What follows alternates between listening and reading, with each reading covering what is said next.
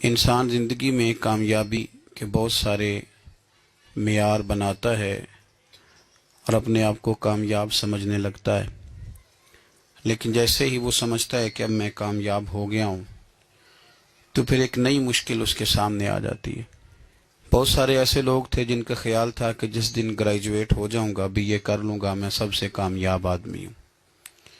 لیکن تکمیل تعلیم پر پھر نوکری کی دشواری نے ایک نئی پریشانی کا دروازہ کھول دیا۔ اس نے سوچا ہی تھا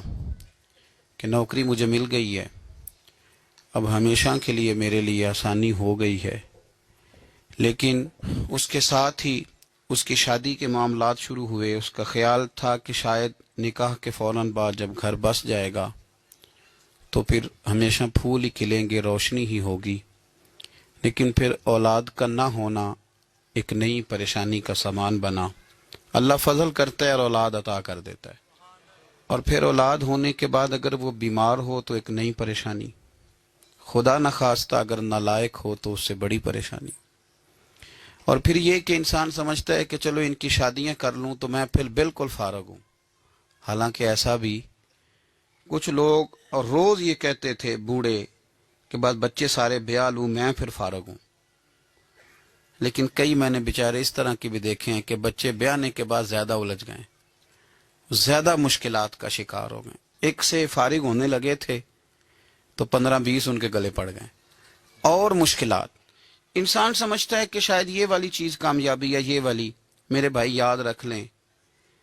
کامیاب بندہ وہ ہے جو محشر کے میدان میں کامیاب ہو جائے گا، جو وہاں کامیاب ہو گیا نا۔ دیکھو یہاں بڑے لوگوں کے نعرے لگتے ہیں، بڑے لوگوں کا ذکر ہوتا ہے، بڑے تذکرے ہوتے ہیں، لیکن اگر کسی کو قیامت کے دن چوک میں کھڑا کر لیا گیا کہ تیرا حساب ٹھیک نہیں تو پورا دے کے جا، تو وہ ناکام ہو گیا۔